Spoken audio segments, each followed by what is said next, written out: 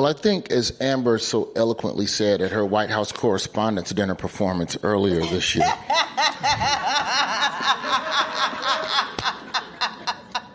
Oh, wait, that didn't happen. You didn't. What was that? That must have been Colin Jost. My bad.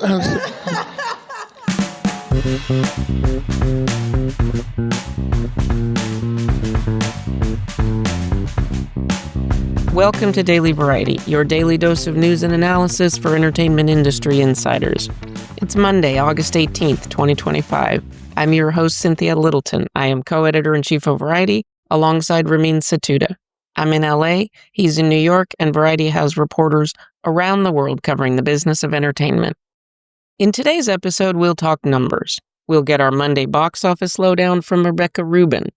And we'll talk through the final Upfront ad sales figures as tracked by our own Brian Steinberg. And then we'll shift to a discussion of the Truth Seekers event hosted August 15th by Variety and Rolling Stone in New York. It was a packed day devoted to documentary and unscripted content. You'll hear clips from sessions with Ronny Chieng, Amber Ruffin, Roy Wood Jr., Jake Tapper, and more. But before we get to that, here are a few headlines just in this morning that you need to know. MSNBC will soon be MS Now. That will stand for My Source for News, Opinion, and the World. The news cabler will change its name and give up all NBC and Peacock-related iconography as part of its upcoming split from NBC Universal. Some of us remember the hazy days of the mid-90s when the MS stood for Microsoft. The Santiago International Film Festival is underway in Chile. Lots of headlines and discussions of business in Latin America. It's a lively event, and Variety's longtime correspondent Anne-Marie de la Fuente is down there as we publish 3 digital daily editions. R.I.P. to actor Terrence Stamp. He died August 17th at age 87. He was so good in so many movies. Priscilla, Queen of the Desert is one of my faves. All of these stories and more can be found on Variety.com right now. Now it's time for conversations with Variety journalists about news and trends in showbiz. If it's Monday, we're talking box office with Rebecca Rubin, Variety's boss of the BO. Week 2 of Weapons and the opening of Nobody 2 were the big stories. Rebecca Rubin, thanks for joining me as ever. Thanks for having me. As we speak on a very hot August Sunday afternoon here in Los Angeles, how is the temperature at the box office? It was definitely a slower weekend as we head into the dog days of summer. August is known to be a quieter period at the box office, and best case, there is a sleeper hit or two, and that's definitely been what is shaping up right now as Weapons, the R-rated horror movie, had another really great weekend at the box office. It was number 1 with $25 million in its second weekend of release. And that's pretty significant because those ticket sales are down just 43% from its debut. And horror is known for really dropping like a rock at the box office. And so this is a really great hold, and it's definitely attributed to the great reviews, but also really just the electric word of mouth. People are going to see this movie, having a really great time in the theater, and then telling their friends about it. Again, not a whole lot of action, although I was happy for Bob Odenkirk. Nobody 2 got really strong reviews. People were saying this is the action comedy of our times. It didn't end up doing that notable of business. It opened with $9.2 million, and that was enough to land in third place. It cost $25 million, so it didn't need to make a ton to be successful in its theatrical run. But those ticket sales aren't that much stronger than the first Nobody, which came out in 2021 and opened to $6.8 million. But the difference there is that was at a time when movie theaters were just starting to reopen after the pandemic, and they were still playing to limited capacity. So the landscape was looking a lot different than it is now. And so I don't think that Universal, which distributed the film, was expecting a huge blockbuster result. But you have to imagine if movie theaters are playing at full strength, they probably were hoping for maybe a $15 to $20 million opening weekend as opposed to a $9 million debut. Rebecca, are there any other box office milestones that you're looking at, either the overall box office or for individual titles? Well, just to look at films that have been playing in theaters for a bit, something that's kind of fun is Superman and F1 are both just a stone's throw from crossing 600 million. It'll be interesting to see which one ends up crossing the finish line first, but no matter the order, these are pretty impressive milestones for two films that didn't necessarily enter theaters as guaranteed hits, but ended up really sticking around during the summer season.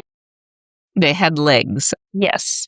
This might be the last bigger weekend for a period of time because there's definitely going to be a late summer, early fall slowdown before some of the big blockbuster films start to pick up again. And so hopefully there will be other sleeper hits. Thank you, Rebecca. Thank you.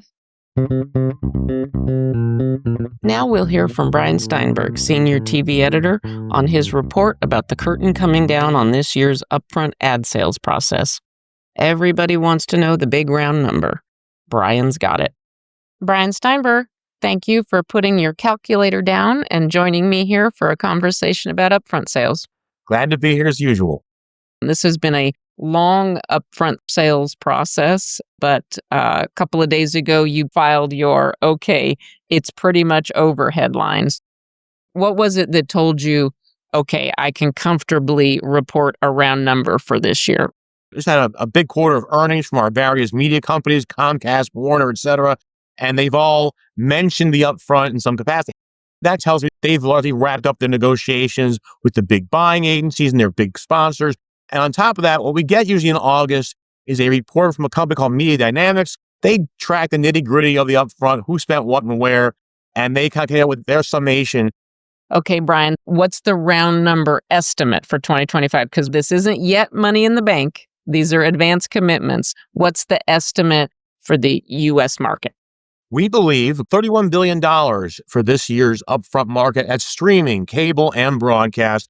That's up about 5% from $29.5 billion last year. So TV and video still attractive. The flip side, Cynthia, is that primetime TV, once the most expensive, most lucrative TV you could buy from if you're an advertiser, is continuing to lose money. People are pulling dollars from primetime television and putting it into streaming.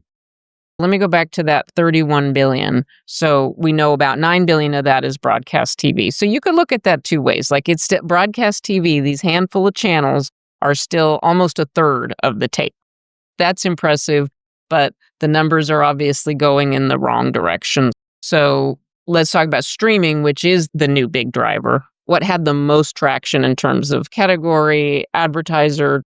What drove streaming sales this time around? What we understand is going on a lot of fast channels. Those are free ad-supported channels. You might see them on Amazon Prime or various places. Everyone's launching one. Those are becoming more attractive because they're not behind a paywall. They're easy to access. Some of the rates for streaming are continuing to come down with Netflix and Amazon entering the market more heavily. There's more supply. That means that the rates are coming down. They can't charge as much for each one. Plus the move of a lot more sports to streaming. I ask you this every time we talk about this. I still struggle to wrap my head around a world where there is just infinite inventory with these fast channels. There is so much more inventory. Unlike, NBC runs something from 8 to 9, come hell or high water, they've got those spots to fill. On a fast channel, you have inventory if somebody clicks play. If they don't click play, you don't have that inventory. Ad sales always used to be about scarcity. Now there's scarcity for hits, but there is so much inventory. How has that changed this upfront process and just ad sales in general? Well, I think streaming inventory, you're seeing the rates come down, more supply. There's not much of a premium attached to it. It was up at a certain level. Now it's come down quite a bit in the last 2 years. Advertisers still want programming or content that reaches a lot of people at once, which is why sports on Netflix and Amazon are becoming more of interest. Another thing I wanted to ask you, Brian, you do cite the number crunched by Media Dynamics, and we appreciate their data support. But when you first joined Variety, you used to do your own calculations. And the fact that you don't, I think, is illustrative of the world that we're in. What changed where you could no longer with confidence do your own calculations? Tracking the upfront, You see be about tracking prime time across 4, 5, 6 broadcast networks. That was their most lucrative time. If you do apples to apples, CBS's prime time was valued at this. CW's prime time was valued at that. But in the last several years, again, prime time is any time. There's more kinds of other inventory being sold that are about different digital types.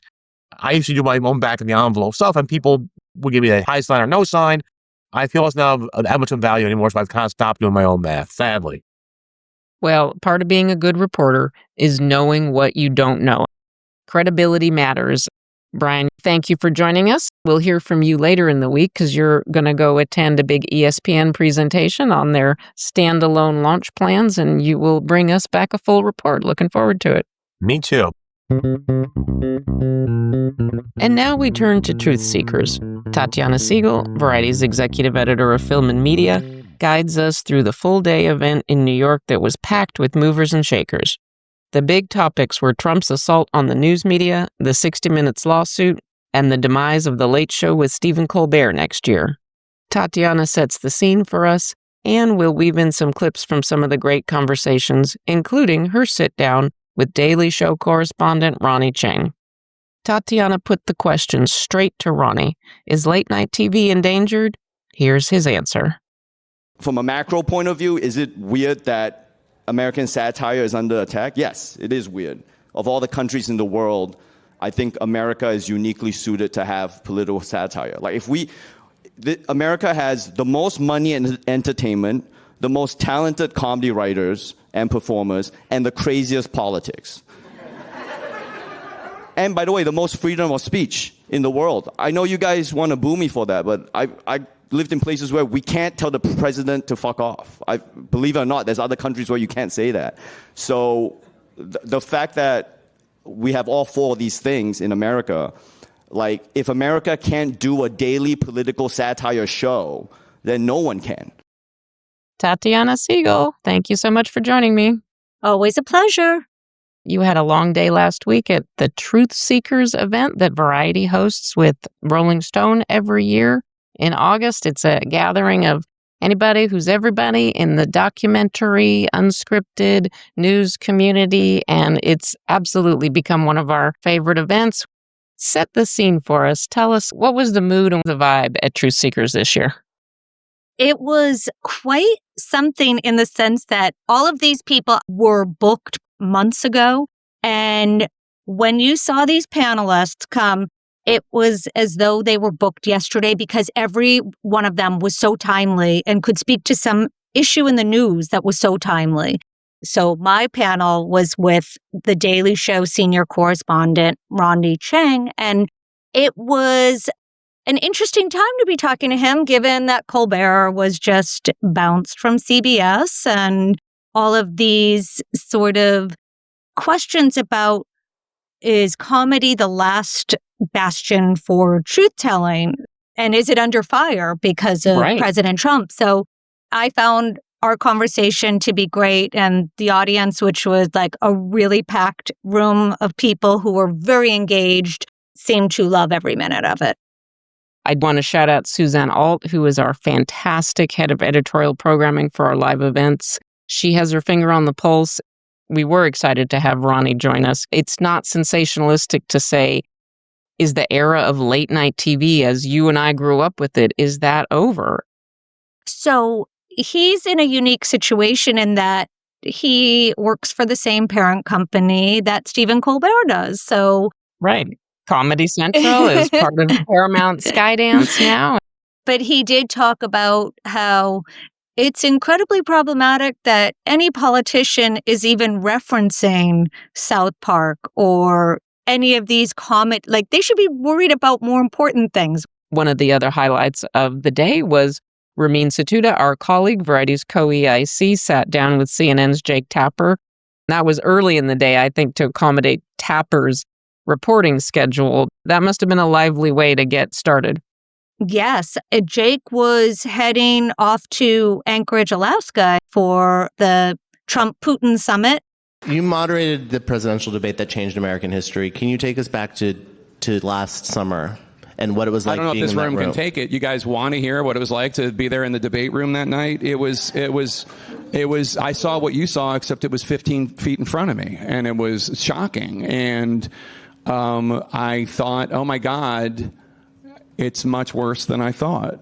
And yes, President Trump, then former and future President Trump, but Donald Trump was there doing what Donald Trump does.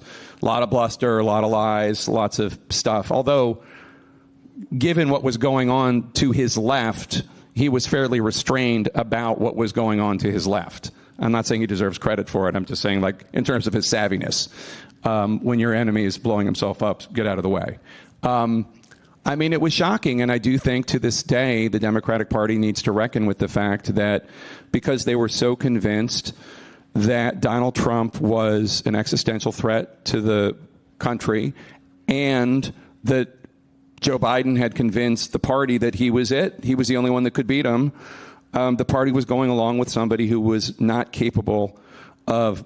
not capable of being president for another 4 years.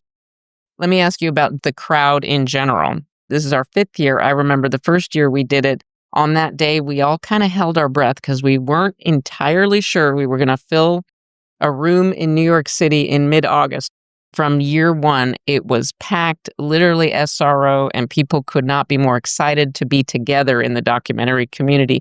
That's one of the things I love about our events is that we bring together these discrete communities that really love to be together. Did you get that vibe this time? Yes. There was clearly a lot of people trying to get in early and get better seats. I love it. Thank you for setting the scene. I'm going to cue up a few other clips from some of the panels. And now here's a clip from the State of the Documentary Business session moderated by my colleague Brent Lang. The conversation focused on the loss of federal funding under the Trump administration. We'll hear first from Carrie Lozano, President and CEO of ITVS. She explains what ITVS is in terms that illuminate where we are. After Carrie, we hear from Dan O'Meara, Executive VP of Nonfiction for indie distributor Neon, and then from Carol Martseco-Fenster, CEO and President of Abramorama. This is going to seem totally inconceivable right now, but in the late 80s, we were a piece of legislation that Congress passed that said the Corporation for Public Broadcasting must start an independent television service, thus the name, that works entirely with independence so that we can provide innovation, diversity, and underserved storytelling to the American public. And that's what we've been doing for 35 years. Making money is not easy, and it usually starts with an audience. So one of the things that we always tell filmmakers when they come to it, the first question that we ask, do you have an audience or do you have support organizations? Because that is going to be the key to getting people to come out to the theater. Counterintuitively, documentaries have been the victim of their own success in the sense that they proliferated so much, they became ubiquitous. They're being watched now by more people, more widely than ever before, and yet, that created there was a moment where they were rare, and there was a moment where there was a greater demand for them, and now the streaming services have realized that these individual films are not valuable to them the way that they once were. And we'll close with some quips and some hard truth from Amber Ruffin and Roy Wood Jr., host of the CNN series Have I Got News for You. The two did not hold back on the chill in the culture with Trump's attacks on comedians and the club that he has wielded against anything related to DEI. That was Roy Wood you heard in the cold open making the point that Ruffin's gig as the comic for the White House Correspondents Association dinner was yanked earlier this year. You can come on our show and literally try to joke about anything, and if you can make it funny, great. If not, we're going to roast your ass to your face. So I think maintaining that balance, I think our version of the show has a different sense of responsibility to the American voter than our British predecessor. So, well, I'm sorry that I was so shocked by Target. But it did break my little heart. I'm not going there, but I want to. And I'm never going back. I'm never going to get to go in there again. What boycott is giving you the most withdrawals? Like, of all of all the stuff black people have had to boycott over the decades. Didn't care about Chick-fil-A. Never. Well, that was black thing, or that a gay thing. But I will. It has to be Target, because Target's right there. It's Christmas. I need lights for the bottom of the tree because my 100-foot ran out. It's right there. But I can't go there. I have to go to Walgreens and get 50-foot, and it's a yellow gold, not the gold. And I got to have a bitch tree for all of Christmas because Target can't get their shit together. As we close out today's episode, here are a few things we're watching for. As we discussed with Brian Steinberg, it's going to be a big week for ESPN with the August 21st launch of their streaming app. Looking forward to learning more about their plans at the preview event later this week. Here's good news for Chip and Jo fans. The latest edition of Magnolia Table at the Farm bows September 7th on Magnolia Network. Whatever you do, don't skip Allison Herman's review of the new Adult Swim series Women Wearing Shoulder Pads. It's a great read. Before we go, congrats to Jessica Eason and Dante Smith, who have been promoted to Senior VPs for Capitol Music Group. The pair will work with Justin Grant to lead the group's urban marketing department. Thanks for listening. This episode was written and reported by me, Cynthia Littleton, with contributions from Rebecca Rubin, Brian Steinberg, and Tatiana Siegel. It was edited by Aaron Greenwald. Sticks, Nicks, Hick, Picks. Please leave us a review at the podcast platform of your choice, and please tune in tomorrow for another episode of Daily Variety.